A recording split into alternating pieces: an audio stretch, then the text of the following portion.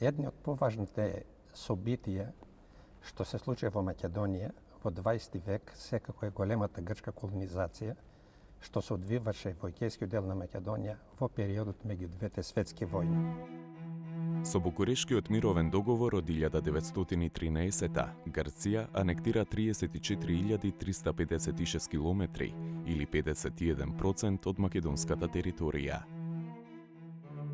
Во тоа време, поголем дел од населението што живее во егејскиот дел на Македонија нема грчко потекло. Тамо живеат пред Балканските војни нешто повеќе од 1 милион жители. Над 1/3 до 1/2 од населението го сечнуваат македонците. Останатите се турци, албанци, власи, евреи, особено сконцентрирани во градот Солун. Грчкото население не представувало повеќе од 20%. Нашето село беа чисто македонци се бореа за още од старите, од Илинденско вастание. Немаше ни грци, ни бугари, ни срби, чисто македонски. По Букурешкиот мировен договор, грчката држава се стремела да создаде една држава со една нација и еден јазик. За постигнување на оваа цел, Грција водела двојна политика. Од една страна се фокусирала на протерување на инородното или негрчко население, а од друга страна водела политика на колонизација на грчко и прогрчко настроеното христијанско население. Колонизацијата не е непознато средство на владетелите уште од антиката па до денес, со цел да се пацифизира одреден простор, во него да се насели население кое што ќе биде лојално на власта. Етничкото чистење на македонскиот народ и другите негрчки народи почнува со Балканските војни од 1912 до 1913 година. Во првата Балканска војна, грчкиот воен поход добива антитурски и антимуслимански карактер. Турските села биле изгорени, населението тероризирано или убивано, а голем број турци заминувале за Турција. Тенденцијата била јасна да се намали процентот на негрчкото население или оние што не го говорат грчкиот јазик или пак немаат грчка национална свест, со цел да се зацврсне грчката власт во тие така наречени нови територии. Се што било македонско масовно и свирепо се уривало и уништувало. Во Костурската околија, грците го принудувале македонското население да се декларира за грчко, да се откаже од екзархијата и да го признае покровителството на грчката патриаршија. Грчката војска повеќе гледаше да го протера македонското население од македонските простори. Тој напад на грчките војски спрема север земаше елементи на етнички геноцид. Во периодот на Балканските војни, грчките власти запалиле 160 населени места, го разурнале Кукуш, а македонскиот народ, принуден да го напушти своето родно огниште, барал спас во Бугарија. Многу мајки, бегајки од злосторството на грчката војска, беа принудени по некое дете да го остават, за да може да ги спасат и другите деца. Притисокот беше толку голем, што дури и мајчинското чувство се колебеше пред зверствата на грчката војска. Дури има некои процени дека до 1919 година околу 90.000 македонци веќе биле иселени од егејскиот дел на Македонија во тогашното царство Бугарија. Етничкото чистење продолжило и по Првата светска војна.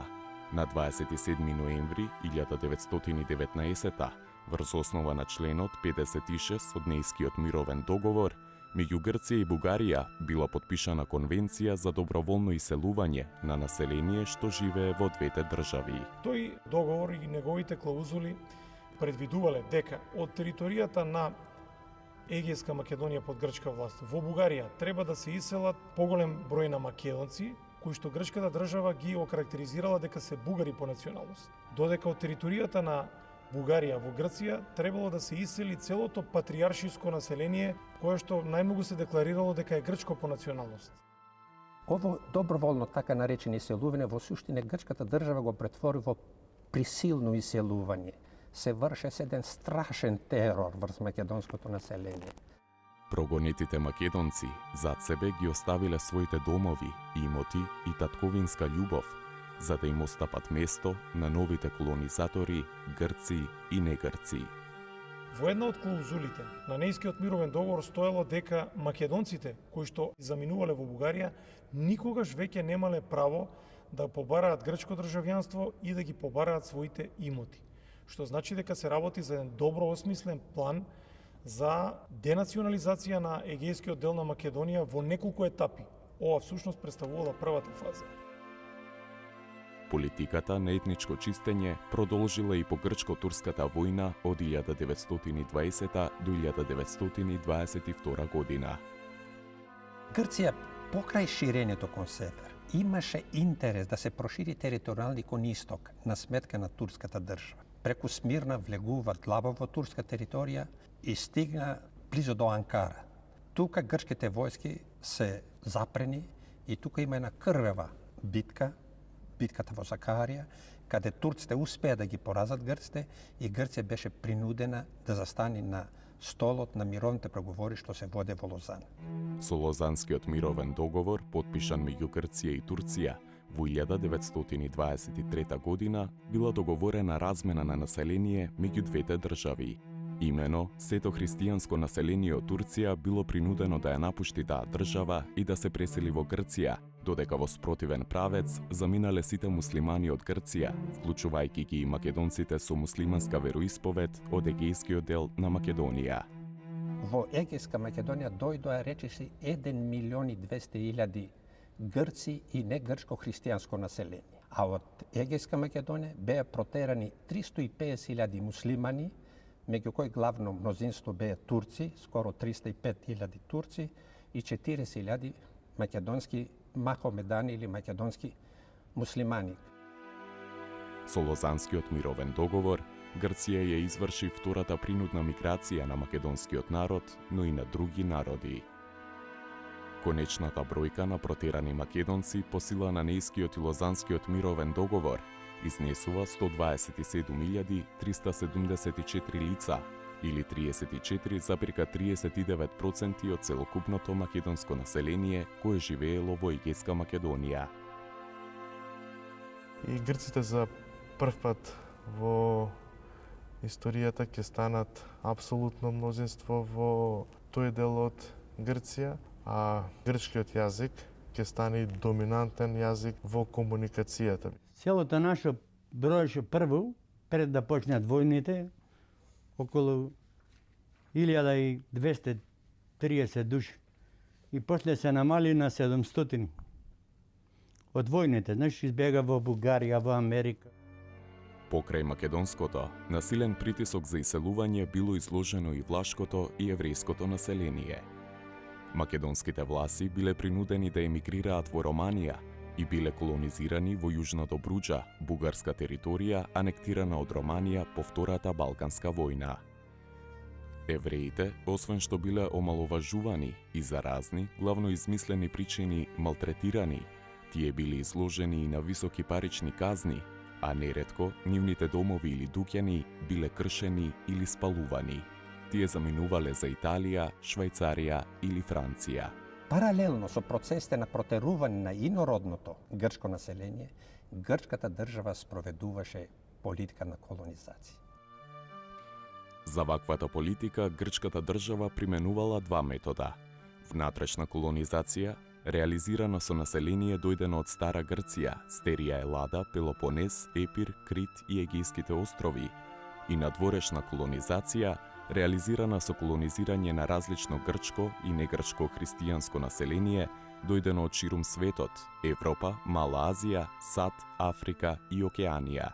Во неколку етапи, од 1923 до 1928 година, се случиле тектонски демографски промени на егејскиот дел на Македонија. Врз основа на внатрешната и надворешната грчка колонизација, во Јужна Македонија биле колонизирани 618.199 лица, население различно по своето потекло, јазик и културни традиции. Таа колонизација се одвиваше по форма на земјоделска колонизација и по форма на градска колонизација. Мнозинството од бегалците што дојде во Егејска Македонија главно беа колонизирани по селата на Егејска Македонија. Грчката држава ќе создаде и еден комесаријат за колонизација на дојденците, односно на бегалците, кој што на овие доселеници ќе им даде куќи, земјиште и ќе донесе специјалисти за земјоделските култури за да ги едуцираат дојденците како подобро да обработуваат земјата и да се приспособат во новите места на живење. Доста голем процент прифати да живее со македонците и има еден хармоничен живот, иако грчката држава од почеток им кажа на тие луѓе, новодојденците, дека таму живее еден барбарски народ, славофони што не знаат што се, но поголемиот дел од дојденците виде дека не е така работата и дека може многу хармонично да живее на тој начин.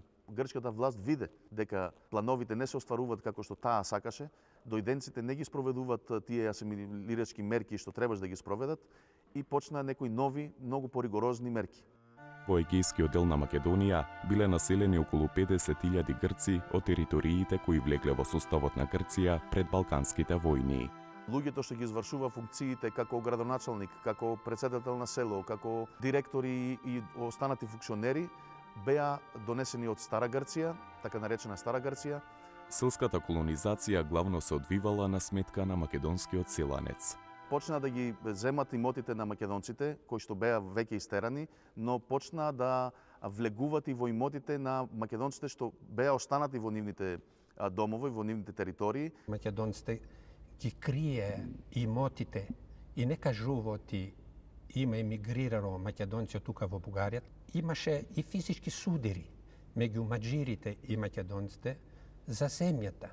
Македоните не сакаат да се даде собствена родна земја. Превземат некои мерки како тепање, како убивање, како заплашување, тероризирање на македонското население за тоа да се покори на нивните барања.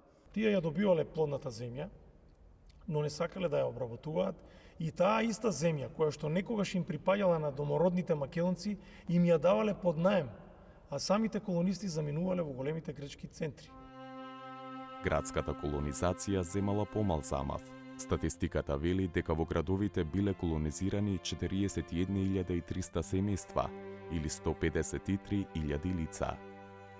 Така и Солун си го изгуби својот белег, зашто таму покрај македонското население таму живееше и голем број еврејско население во Солун, речиси 80.000 евреи. Во оваа размена на населението на просторот на Егејска Македонија, особено во градовите, во Солун и така натаму, биле населени православни жители од Мала Азија, така наречени караманли, кои што биле туркофони, кои воопшто не го разбирале грчкиот јазик.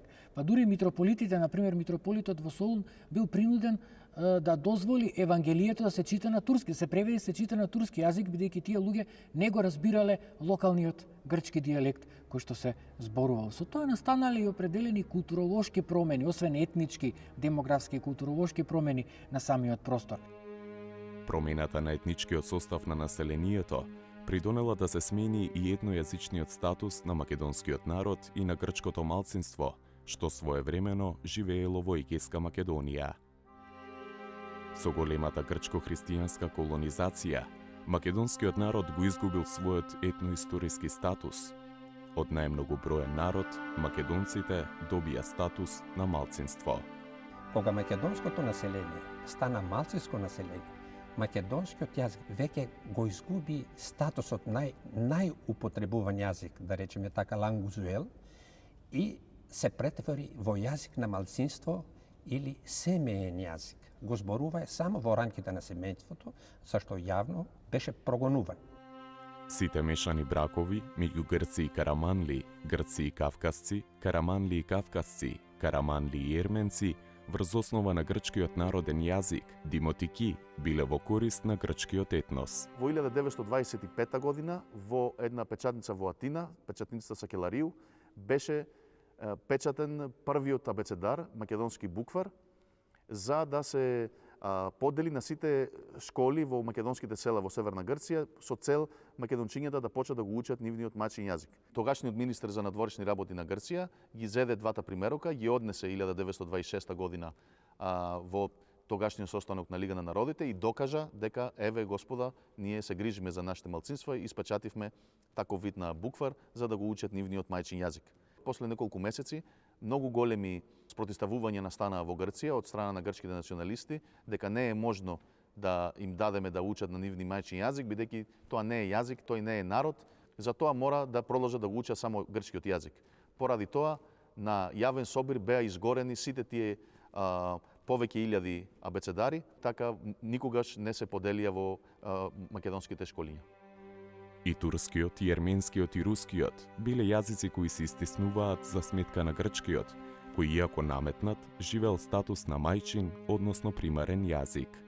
Истовремено, грчкиот јазик си го сменува и тој својот статус. Од семеен јазик стана јазик на мнозинство, покрај карактерот на официјален јазик, и сега тој јазик беа принудени сите други малцинства да го учат и да го освојуват тој јазик. На грчкиот јазик било инсистирано и во еднородни семејства во кои нема грци, туку само караманлии, ерменци или власи. Во Егејска Македонија завршува македонскиот и почнува нов грко-маđарски период, а политичките граници и грчките етнички граници сосема се совпаднале.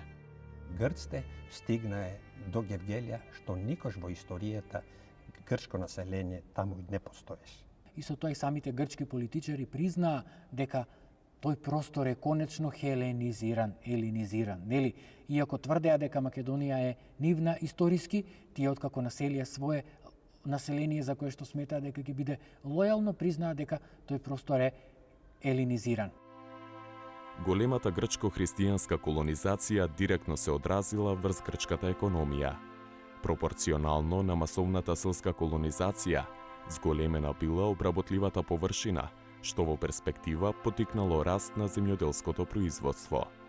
Во индустријата почнале да се развиваат неколку гранки, но највисоко се развила тутунската индустрија во Серес, Драма и Кавала.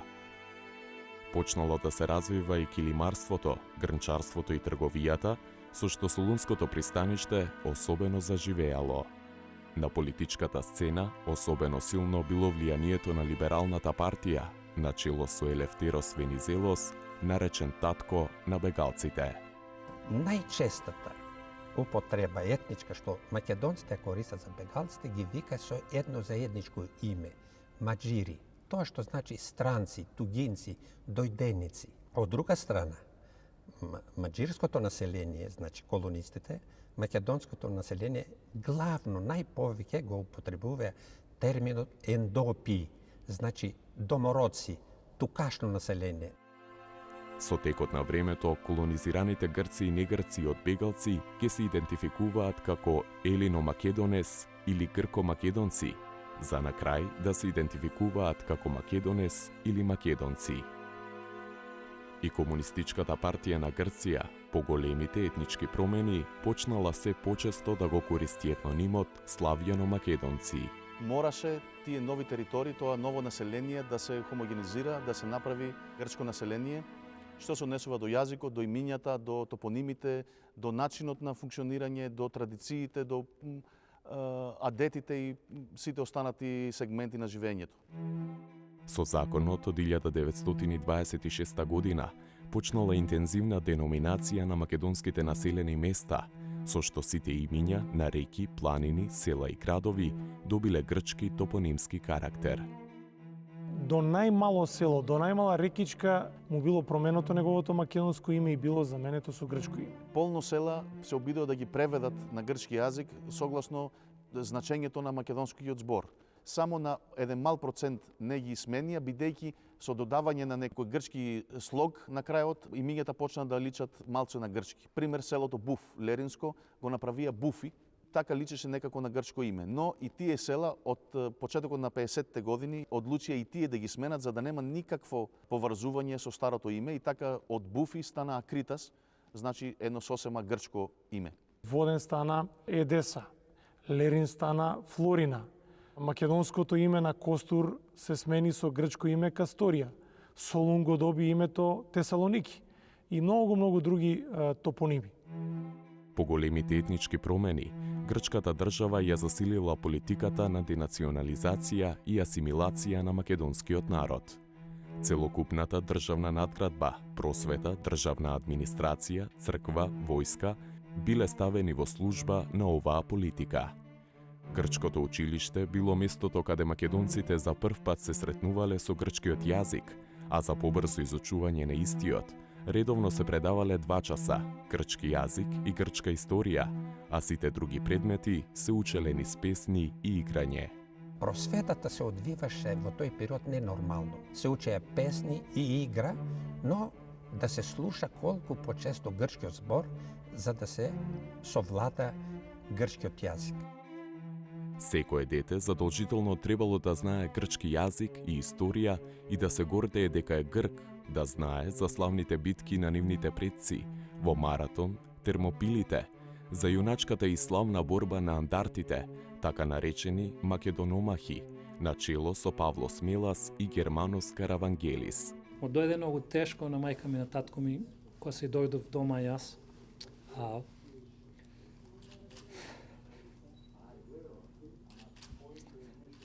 Кога пеев грчки јеројски песни, тие ми рекоа, му закачи нож, ама не ми кажуваа зашто. И за доста време пред да ми каза, оти ние не сме грци и тие песни што ги пеав јас против нас. Еден ден беме во скулата и даскало беше надро од Румошо, кажеме, излезено и неколку деца патим да пееме македонски песни на чупината. И кога дојде даскало опет о Румо, една чупе станува веле така и така, Џорџ и оби пеја македонски, му веле на нас на дечината. И даскало веле, кој пееше македонски, ти му кажи, тој јас за пееше македонски, даскало зашто пееше македонски, ама веле, че спиеш и фаде да ме бие. И на школото ке ќодев, ке ме пушеше учителу, ој да ми сечиш 2 прачки, една подебела, една помала. Кој ќе дојдев натре во школото, 10 ке манеше на едната рака, 10 на другата. Од друга страна пак, учениците и младото грчко население, без разлика на неговото потекло, морале да знаат за злосторничката активност на комитаџиите, начело со Лазо Поптрајков, Пандо Кљашев, Васил Чакаларов, Митре Панџаров и други. Почнаа мерки да се забранува воопшто да се користи македонскиот јазик во било каков облик, во било каква средина, од домовите до пазарот до полето.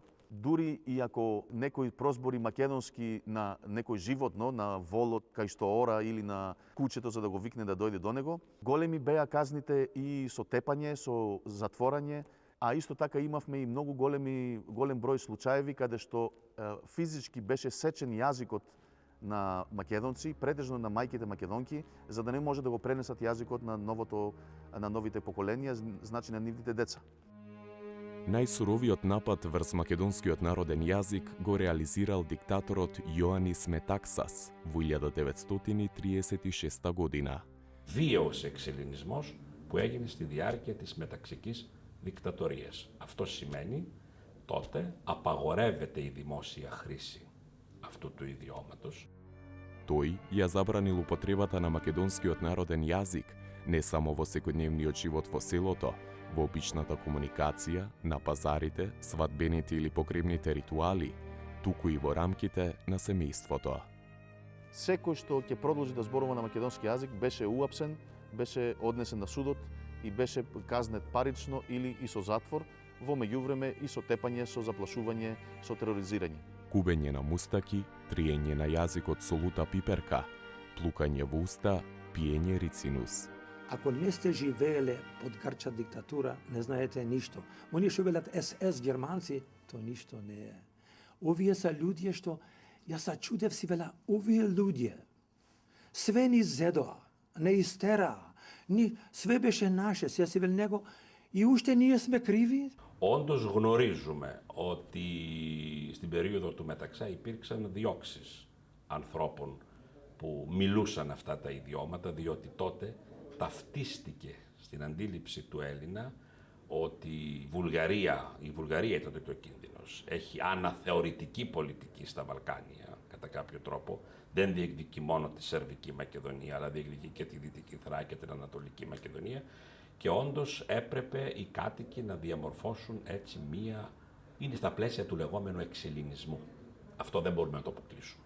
Грците не вика, пали говори Булгари.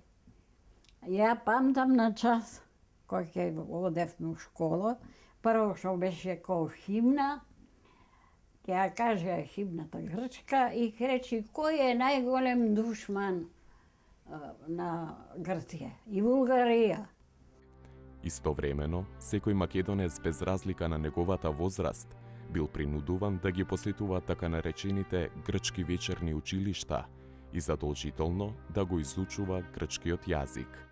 Οι κάτοικοι είχαν εξαναγκαστεί να βάψουν τα σπίτια σε γαλάζιο και σε άσπρο για να φαίνεται η ελληνική σημαία.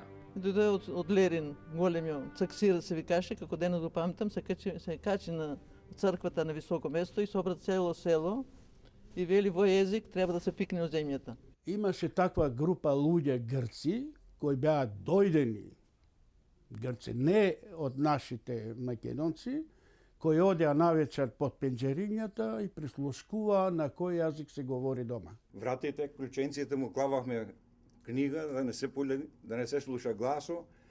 На пенџерите клававме хебина, да светлото да не бие, да не се слуша нашиот јазик, што се зборуваме со мајката и таткото или пријатели, гости кои ни гредеа.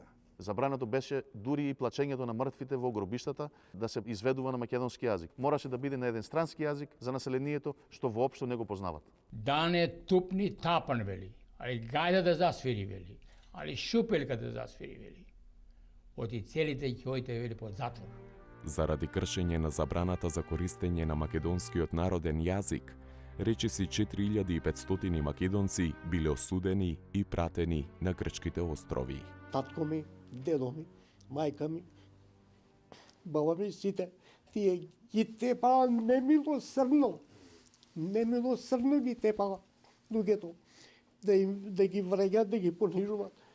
Ако македонците се многу непожелни во периодот меѓу двете светски војни, тие стануваат особено пожелни во почетокот на Втората светска војна, односно италијанскиот напад врз Грција, бидејќи при отварањето на тој италијанско-грчки фронт, македонците се испратени во првите борбени редови да ја бранат државата која што никогаш не сакала да ги признае како македонци.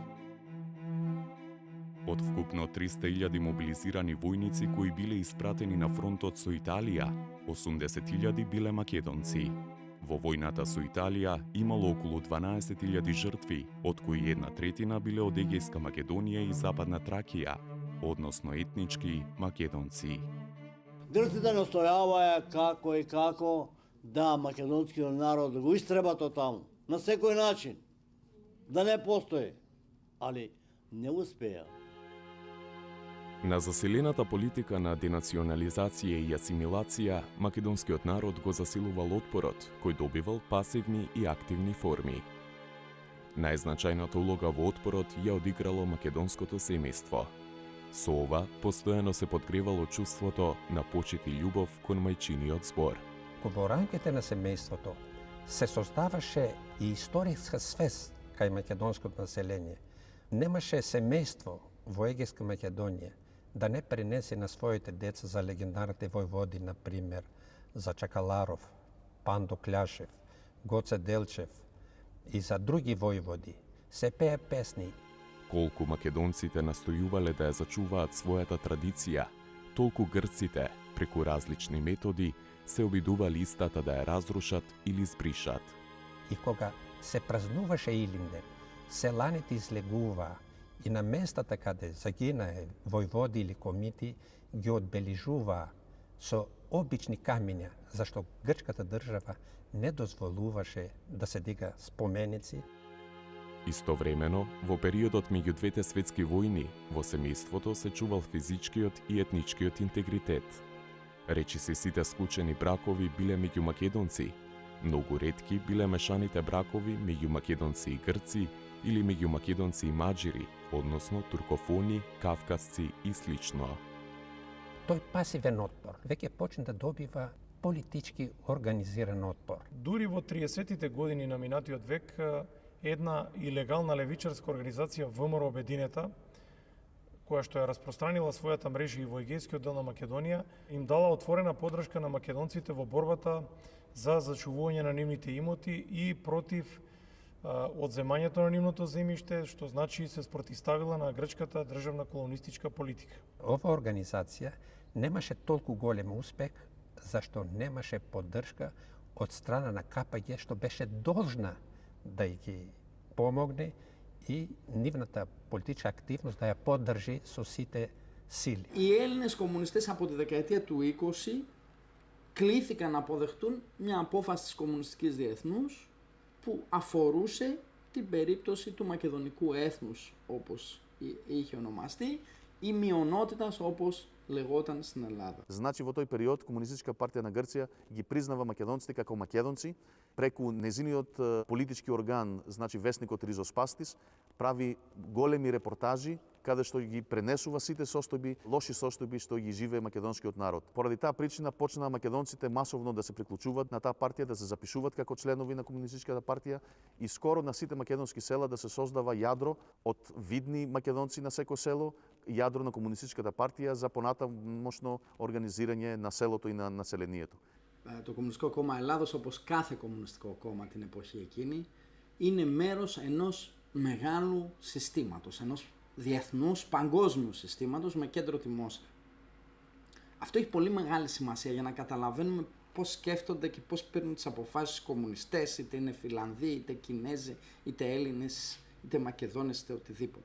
КПГ одела до таму што дури барала да се формира посебна независна македонска држава, која што би влегла во рамките на една Балканска федерација и северниот дел од грчката државна територија, односно Егејска Македонија, да се присоедини кон таа држава. При крајот на Втората светска војна и Грчката комунистичка партија постепено капитулира во однос на грчките граѓански партии со едни договори што ги сторија во Либан, Казерта и Варкиса.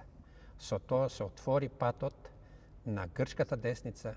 Грчката десница ја презеде власта на чело со Папандреу и со помош на англиската војска и почна еден период што македонците ги потсетуваше на тешката положба што тие чувствуваа во периодот на Втората Балканска војна. Во таа политика за негација на македонскиот идентитет особено голема улога имаат и весниците. Јас би истакнал, еве да речем, едно издание на весникот Елефтерос од 1946 година, каде што многу јасно е дефинирана таа политика на грчката држава во една реченица, каде што пишува дека славо македонците мора да бидат протерани од рамките на Грција за грчката држава да има многу по-просперитетна и поубава иднина. Во 1945 година, со помош на Комунистичката партија на Југославија и Комунистичката партија на Македонија, се формира Народно-ослободителен фронт, кој почнал да организира вооружени чети на територијата на Егејска Македонија. Македонскиот народ не само што учествувал во граѓанската војна во Грција од 1946 до 1949 година, туку бил и главниот носител на таа војна. Ако го кажам податокот дека од купно 40 до 45.000 борци на Демократската армија на Грција, 1/3 биле македонци, јасно ќе стане дека навистина македонците ја поддржувале Демократската армија на Грција, но од друга страна барале таа да се заложи македонското прашање правилно да се постапи. На 10 август 1947 година, со статутарниот акт број 5, главниот штаб на ДАК на малцинствата во Грција им ги признава националните права. Во училиштата се дозволува учење на мајчин јазик. Во ослободените места од Егејскиот дел на Македонија 46-47 година, сепак Демократската армија на Грција и новоформираната привремена демократска влада на Грција, која што е опозит на десничарската влада, дозволила барем за една година да се формираат македонски училишта, во кои што се описмениле некаде околу 10.000 македонски деца на македонски народен јазик. се изучувале и предмети како македонски јазик, македонска историја, македонска географија, се добило привремено впечаток дека таа привремена демократска влада на Грција конечно ќе ги испочитува правата на македонците. Најпрво, британците ќе се истоварат во Солун за да спречат заедничко дејствување на партизанските единици од Вардарскиот и Егејскиот дел на Македонија, и токму заради ова британците и американците ќе испратат авиони, ќе испратат своји пилоти и ќе ги користат сите средства за уништување на комунистичките борци и членовите на Комунистичката партија на Грција. Во прв ред тука се македонците, меѓу другото се употребувани напалм бомби каде што македонците, односно партизаните, се горени живи. Речиси 20.000 македонци загинале во борбите во Грамос, Вичо и на други места, а 60.000 македонци и грци, меѓу кои 28.000 деца, биле принудени да емигрираат во источноевропските земји. Многу села биле разурнати и напуштени, а бројно население убиено во масакрите во селата Загоричани и Бмбоки, Костурско. Και η συμμετοχή του μέσα στην περίοδο 46-49 μέσα στις γραμμές του Δημοκρατικού Στρατού ενίσχυσε αυτή την καχυποψία των αθηναϊκών, των κεντρικών ελίτ έναντι του πληθυσμού αυτού. Απολύτως επιδιώξεις εθνοτικής εκαθάρισης, ήταν μια χρυσή ευκαιρία. На местото на протераното македонско население, грчката држава колонизирала влашко, прогрчки настроено население. Завршувањето на граѓанската војна во Грција резултира со така наречениот трет бран на иселување на македонци од Егејскиот дел на Македонија. Зборуваме за бројка околу 60.000 македонци кои што се иселени. Од овие 60.000 македонци кои што се протерани, 28.000 се така наречените или познатите деца бегалци кои што ги напуштаат домовите и заменуваат во источноевропските земји за да никогаш повеќе не се вратат во своите домови во Егејскиот дел на Македонија. Доказ за таквата катастрофална состојба е првиот извршен попис по граѓанската војна во Грција, пошто било установено дека само во Егејскиот дел на Македонија неколку десетици места ги снемало, веќе не постоеле. Тоа се однесува пред се на села кои што биле населени со македонци по националност. Такви примери имате многу низ македонските села во Костурско, во Леринско, во Воденско. По новата миграција, уште повеќе се зацврстил малцинскиот карактер на македонскиот народ. Тоа сериозно влијаело и врз јазичниот статус на македонскиот народен јазик, ако во периодот од 1913 до 1950 година македонскиот народен јазик за македонското население имал статус на мајчин или примарен јазик, по 1950 година постепено ќе почнува таквиот статус да се губи. Грчката држава вршеше таков притисок што емисари на грчката држава, офицери, свештени лица, патува по македонските села, го тераше македонското население да се собира на сред село и да дава заклетви дека од денес се колнат и нема да зборуваат на својот народен македонски јазик и оти ќе зборуваат само на светиот јазик на Исус Христос и тоа грчкиот јазик. Грчкиот јазик македонците го изучувале од најрана возраст и со тоа овој јазик почнал да се присвојува како мајчин, природно да се изговара и да се чувствува.